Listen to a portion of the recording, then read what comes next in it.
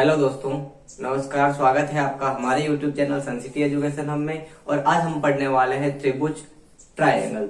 और इस वीडियो में आपको मिलने वाला है त्रिभुज क्या होता है, त्रिभुज की परिभाषा क्या होती है, त्रिभुज के प्रकार कितने होते हैं, त्रिभुज के प्रकार की परिभाषा है। और त्रिभुज के प्रकार की परिभाषा के साथ साथ मिलेंगे त्रिभुज के गुणधर्म और उनसे जुड़े सूत्र। तो सबसे पहले हम शुरू करते हैं त्रिभुज की परिभाषा से। त्रिभुज या ट्रायंगल कहते किसे हैं? तो त्रिभुज की परिभाषा एकदम शॉर्ट है। आप कह सकते हैं कि तीन भुजाओं से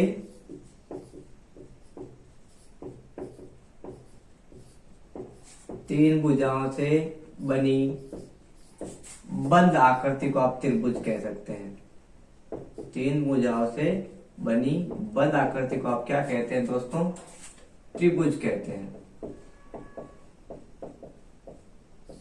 अब बात आती है कि त्रिभुज की आकृति किस प्रकार की होती है। तो आपने पहले से पढ़ लिया है कि तीन भुजाएं जो होती हैं उनको मिला के एक बंद आकृति बनती है, तो उसको आप दोस्तों क्या कहते हैं? त्रिभुज। तो मैं तीन भुजाएं बनाता हूं, एक, दो और ये हो गई आपकी तीन भुजाएं। तीन भुजाओं से ये आकृति बन गई है और तीन भुजाओं से जो आकृति बनी है इसको आप कहते हैं दोस्तों त्रिभुज। अब बात आती है त्रिभुज के अवयव की। तो त्रिभुज के अवयव में क्या होता है दोस्तों? तीन तो भुजाएं होती है त्रिभुज की। त्रिभुज के अंदर तीन भुजाएं होती हैं, तीन कोण होते हैं और तीन ही शीर्ष होते हैं। इसको आप क्या कहते हैं? त्रिभुज के अवयव।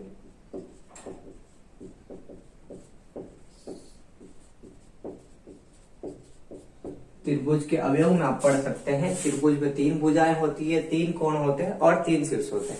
तो तीन भुजा तो ये हो गए तीनों, ये कहलाएंगे तीनों कोण, एक, दो और तीन। तीन कोण हो गए और ये वाले हो जाएंगे आपके शीर्ष, एक, दो और तीन। त्रिभुज के अंदर तीन शीर्ष भी होते हैं। ठीक है। अब ये त्रिभुज को इसको आप उल्टा सीधा किसी भी प्रकार से बना सकते हैं। त्रिभुज की भुजाएं छोटी बड़ी हो सकती है। तो इसमें हम पढ़ते हैं सबसे पहले त्रिभुज की माध्यिका की परिभाषा है। मैं यहाँ पे त्रिभुज बना देता हूं एक, और इस आकृति से आप समझ लेते हैं कि त्रिभुज की माध्यिका आप किसे कहेंगे दोस्तों। तो कुछ इस प्रकार का त्रिभुज है। परिभाषा हम पढ़ते हैं कि त्रिभुज के किसी शीर्ष को उसकी सम्मुख भुजा के मध्य बिंदु से मिलाने वाले रेखाखंड को आप क्या कहते हैं? त्रिभुज की माध्यिका। अब समझते हैं कि त्रिभुज के शीर्ष कौन कौन से? एक, दो और तीन शीर्ष है। इसने बोला है त्रिभुज के शीर्ष को उसकी सम्मुख, सम्मुख का मतलब होता है सामने वाली भुजा। अगर आपने ये शीर्ष लिया है तो इसके सामने वाली भुजा हो गई है। अगर आपने ये शीर्ष लिया तो इसके सामने वाली भुजा हो गई है। अगर आपने ये शीर्ष लिया तो इसके सामने वाली भुजा हो गई है। आगे कहता भुजा के मध्य बिंदु, तो ये हो गई इसकी सामने वाली भुजा। भुजा का मध्य बिंदु होता है जो इस भुजा को दो बराबर बराबर भागों में बांटता है, बीच में आता है, एकदम से बीच में। इसको आप बोलते हैं त्रिभुज की या इस भुजा का मध्य बिंदु। इस बिंदु को क्या बोलते हैं? मध्य बिंदु। अब अगर आप इन दोनों को मिला लेंगे एकदम से, इस रेखाखंड को आप क्या कहेंगे? इसको मिलाने वाले रेखाखंड को आप कहेंगे त्रिभुज की माध्यिका। अब त्रिभुज के तीन माध्यिकाएं आप बना सकते हैं। और जब ये तीनों माध्यिकाएं जिस बिंदु पे मिलती है, एक ही बिंदु पे जब तीनों माध्यिकाएं मिलती हैं तो उस बिंदु को कहते हैं केंद्रक। उस बिंदु को त्रिभुज का केंद्रक कहते हैं, जहां पर एक त्रिभुज की तीन माध्यिकाएं मिलती हैं दोस्तों। अब आता है त्रिभुज के शीर्ष लंब। त्रिभुज के किसी शीर्ष से उसकी सम्मुख भुजा पर अगर आप लंब बनाते हैं तो उस भुजा को, उस लाइन को, उस रेखाखंड को आप क्या कहेंगे? त्रिभुज का शीर्ष लंब। आकृति से आप लोग समझ लेते हैं। यहाँ पे मैंने त्रिभुज बना दिया है यहाँ पे। अब ये कुछ इस प्रकार का त्रिभुज है और आपके पास, आपको पता है, एक, दो और तीन शीर्ष है।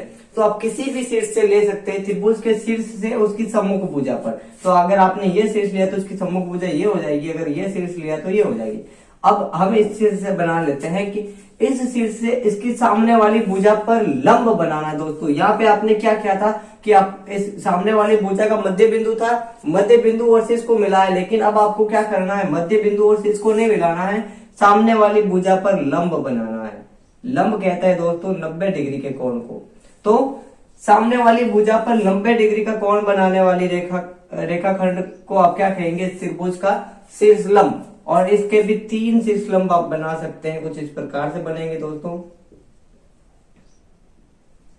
और जब ये तीनों शीर्षलंब जिस बिंदु पर मिलते हैं उसे आप कहते हैं लंब केंद्र। दोस्तों क्या कहते हैं? लंब केंद्र। जहां पर तीनों शीर्षलंब मिलते हैं उसे कहते हैं त्रिभुज के शीर्षलंब। और जब कुछ इस प्रकार का त्रिभुज आपके पास रहता है तो आपको पता है कि इसका शीर्षलंब तो आप यहां बना दोगे और इसका शीर्षलंब आप यहां बना दोगे, लेकिन ये जो है इस शीर्ष से आप शीर्षलंब बना सकते हो। आपने कहा है, पहले से पढ़ लिया है कि मैंने अभी बताया है कि त्रिभुज के कितने शीर्षलंब आप बना सकते हैं? 3 शीर्षलंब आप बना सकते हैं। तो तीसरा शीर्षलंब कैसे बनाएंगे? तो आप इस भुजा को कुछ इस प्रकार से बढ़ा सकते हैं डैश डैश में, और ये तीसरा शीर्षलंब आपका कुछ इस प्रकार से बनेगा। तो अब पढ़ते हैं दोस्तों त्रिभुज के प्रकार। तो मैंने सबसे पहले यहां लिख देता हूं त्रिभुज। अब आपको पता है कि त्रिभुज को 2 अलग अलग तरीकों से बांटा गया है। पहला तरीका है त्रिभुज को भुजा के आधार पर, और दूसरा तरीका है त्रिभुज को कोण के आधार पर बांटा गया। तो यहाँ पे मैं 2 लाइनें अलग अलग खींच लेता हूं। इधर आप लिख देंगे भुजा के आधार पर त्रिभुज के प्रकार, और इधर आप लिख देंगे कोण के आधार पर त्रिभुज के प्रकार। चलो,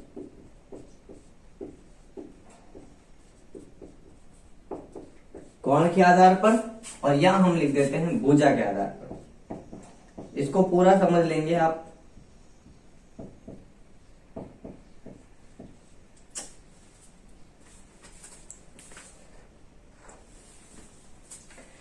कोण के आधार पर त्रिभुज के 3 प्रकार है दोस्तों। पहला प्रकार है आपका न्यून कोण त्रिभुज।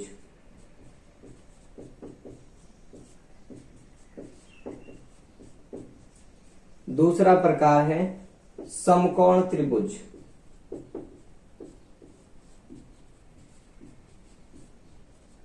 और तीसरा प्रकार आपका आता है इसमें, वो है आपका अधिक कोण त्रिभुज।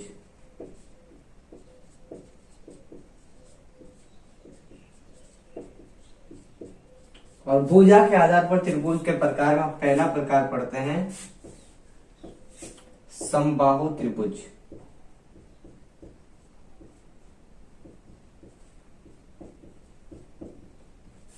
फिर आता है दूसरा समद्विबाहु त्रिभुज।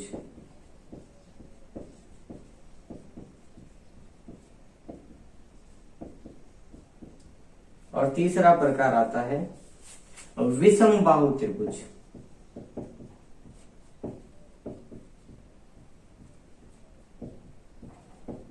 अब आप इनके बारे में जान लेते हैं। 3 प्रकार हो गए, कोण के आधार पर 3 प्रकार हैं, और भुजा के आधार पर भी त्रिभुज के 3 प्रकार हैं। कोण के आधार पर त्रिभुज के 3 प्रकार है, न्यून कोण त्रिभुज, समकोण त्रिभुज और अधिक कोण त्रिभुज।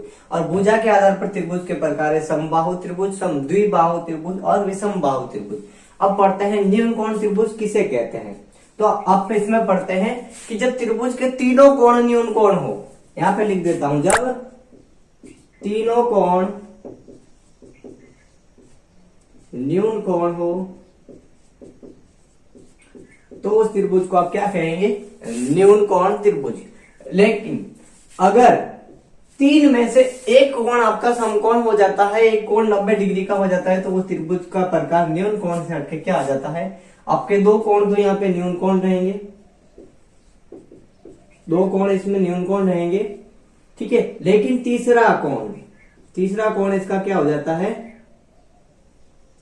तीसरा मतलब आप लिखेंगे एक कोण, 2 और 1 3 कोण हो जाएंगे। और आपको पता है त्रिभुज में 3 ही कोण होते हैं, तो 2 कोण न्यून कोण हो गए। और तीसरा कोण अगर आपका इसमें समकोण है, या आप ये कह सकते हैं कि 2 कोण न्यून कोण और 1 कोण इसका आपका समकोण हो गया, तो आप इसको कहेंगे समकोण त्रिभुज, ठीक है। फिर आता है अधिक कोण त्रिभुज। अधिक कोण त्रिभुज में यह होता है कि 3 कोण में से एक कोण जो है आपका अधिक कोण होगा। इसमें सिर्फ एक कोण आपको देखना है, 3 में से कोई भी एक कोण अधिक कोण हो गया तो उसको आप क्या कहेंगे? अधिक कोण त्रिभुज। और समकोण में भी आपको एक देखना, 3 में से कोई भी एक कोण अगर समकोण है 90 डिग्री का है तो वो हो जाएगा आपका समकोण त्रिभुज। चलते हैं भुजा के आधार पर त्रिभुज के प्रकार में। पहला प्रकार आता है आपका समबाहु त्रिभुज।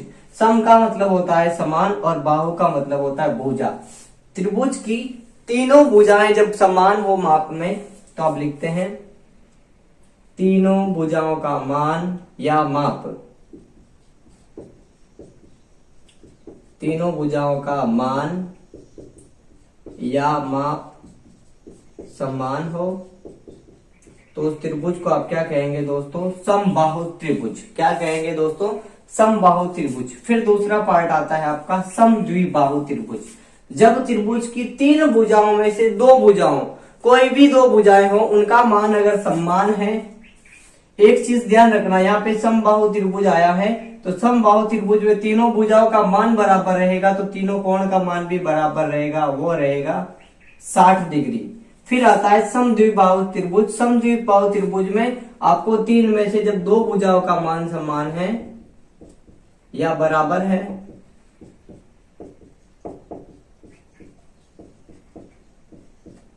तो वो त्रिभुज आपका कौन सा कहलाएगा, समद्विबाहु त्रिभुज। फिर आता है विषमबाहु त्रिभुज। तीनों भुजाओं का मान इसमें क्या रहेगा दोस्तों, अलग अलग रहेगा या असमान रहेगा। तीनों भुजाओं का मान आप असमान कह सकते हैं या अलग अलग कह सकते हैं। जब तीनों भुजाओं के मान में कोई समानता नहीं है, कोई भुजा लंबी है कोई छोटी है, तो उसको आप कहते हैं दोस्तों विषमबाहु त्रिभुज। यह हो गए आपके त्रिभुज के प्रकार।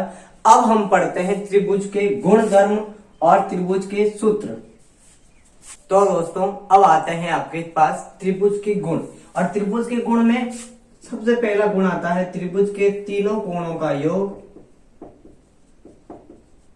त्रिभुज के तीनों कोणों का योग 180 डिग्री होता है। ये हमेशा याद रखने योग्य क्वेश्चन है। त्रिभुज के तीनों कोणों का योग कितना होता है, 180 डिग्री। फिर आता है आपका त्रिभुज के बाह्य कोण।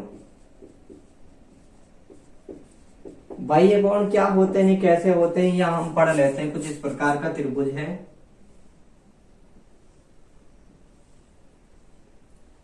यहाँ पे मैंने एक त्रिभुज बनाया है। अब त्रिभुज की तीनों भुजाओं में से कोई भी भुजा को आप आगे बढ़ा सकते हैं। ये एक भुजा है तो आप इस साइड से इसको आगे बढ़ा सकते हैं या उस साइड से भी इसको आगे बढ़ा सकते हैं। अब ये भुजा जब आपने इसको आगे बढ़ाई तो ये बाहर ये जो कोण बन रहा है इसको बोलते हैं बाह्य कोण। त्रिभुज का बाह्य कोण। तो एक भुजा को आप दो तरफ से बढ़ा सकते हैं, मतलब एक ही भुजा पर दो बाह्य कोण बना सकते हैं। अब त्रिभुज के बाह्य कोण का मान क्या होता है, बाह्य कोण का मान होता क्या है और कितना होता है, तो आप यहां से पढ़ते हैं। जो बाह्य कोण है उसके पास वाले कोण को छोड़ के उसके बाह्य कोण के सम्मुख दो कोण होते हैं त्रिभुज में, ये दोनों। अगर ये वाला बाह्य कोण है तो इसके सामने वाले दो कोण हो गए। तो यहां लिखेंगे दोनों सम्मुख कोणों के योग के बराबर। दोनों सम्मुख कोणों के योग के बराबर होता है त्रिभुज के बाह्य कोण का मान। ठीक है, अब हो गया आपका बाह्य कोण। यहां से भी आप इसको बढ़ा सकते हैं, यहां से भी इसको बढ़ा सकते हैं, ये दोनों बाह्य कोण बन जाएंगे। अब आप पढ़ते हैं बाह्य कोण हो गया। अब गुणधर्म तीसरा आपका पढ़ना है यहाँ पे, वो है त्रिभुज की कोई भी दो भुजाओं का योग। दो भुजाओं का योग।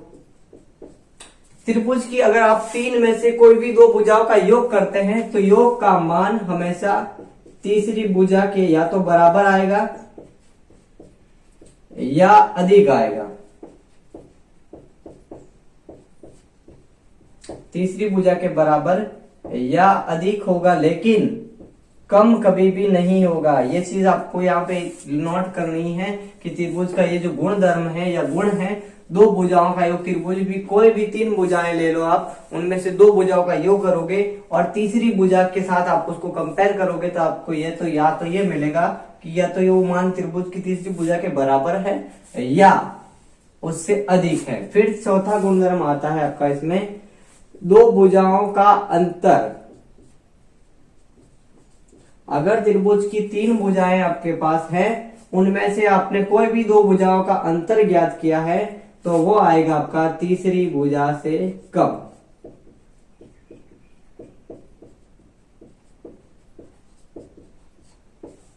अब आप पढ़ते हैं त्रिभुज का एक गुणधर्म है और उसको आप कहते हैं पाइथागोरस प्रमेय।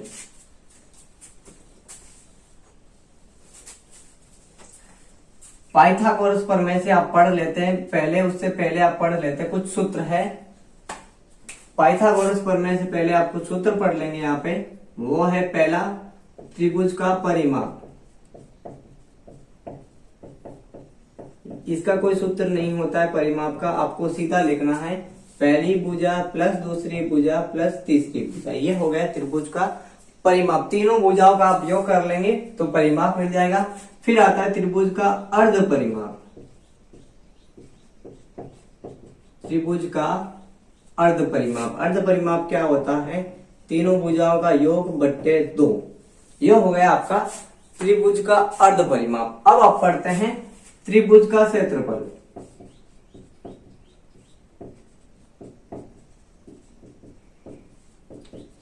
त्रिभुज का क्षेत्रफल में आप पढ़ते हैं 1/2 इंटू आधार इंटू ऊंचाई। त्रिभुज के क्षेत्रफल का एक तो ये सूत्र हो जाता है और दूसरा सूत्र है आपका हीरोन का सूत्र।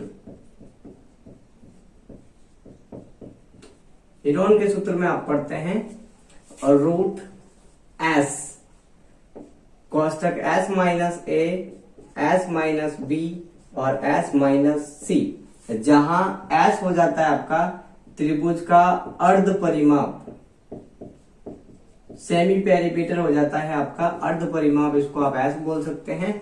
तो एस आपका आ गया ए, बी और सी, ये हो जाती त्रिभुज की तीनों भुजाएं। त्रिभुज की तीनों भुजाएं। फिर आप पढ़ते हैं समबाहु त्रिभुज का क्षेत्रफल। अगर आपके पास समबाहु त्रिभुज है और आपको उसका क्षेत्रफल ज्ञात करना है तो यहाँ पे ज्ञात करते हैं समबाहु त्रिभुज का क्षेत्रफल रूट 3/4 ए स्क्वायर। ए यहाँ पे है त्रिभुज की भुजा, जहां ए क्या है? त्रिभुज की भुजा है। ठीक है, ये सब खत्म होने के बाद में लास्ट आपका बचता है पाइथागोरस प्रमेय। यहां पढ़ लेते हैं आप पाइथागोरस प्रमेय। पाइथागोरस प्रमेय दोस्तों आपका सिर्फ और सिर्फ समकोण त्रिभुज पे लागू होता है, ये चीज आपको हमेशा ध्यान रखनी है। समकोण त्रिभुज पे ही लागू होता है पाइथागोरस प्रमेय। तो क्या कहता है पाइथागोरस प्रमेय? पाइथागोरस प्रमेय कहता है कि त्रिभुज का कर्ण स्क्वायर, त्रिभुज का कोई भी कर्ण है अगर आप इसका स्क्वायर करेंगे तो कर्ण के अलावा दो अन्य भुजाएं हैं उनके स्क्वायर के योग के बराबर रहेगा। तो एक भुजा हो जाती है उनकी आधार और दूसरी भुजा हो जाती है लंब। कर्ण के अलावा दो भुजाएं होती है, वो होती है आधार और लंब।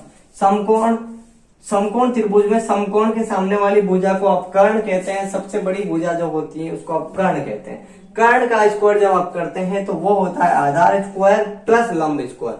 अब आप अगर समकोण त्रिभुज के अंदर पाइथागोरस प्रमेय से कर्ण का मान निकालना चाहते हैं तो कर्ण का मान आएगा आपका कर्ण बराबर रूट आधार स्क्वायर प्लस लंब स्क्वायर। दूसरा आता है आपका, अगर आप आधार ज्ञात करना चाहते हैं तो आपका सूत्र हो जाएगा, यहाँ पे आधार का सूत्र हो जाएगा कर्ण स्क्वायर माइनस लंब स्क्वायर। अगर आप लंब ज्ञात करना चाहते हैं तो आपका सूत्र हो जाएगा रूट कर्ण स्क्वायर माइनस आधार स्क्वायर। तो दोस्तों ये था आपका त्रिभुज के बारे में सारी जानकारी। आशा करता हूं कि आपको मिल गई होगी।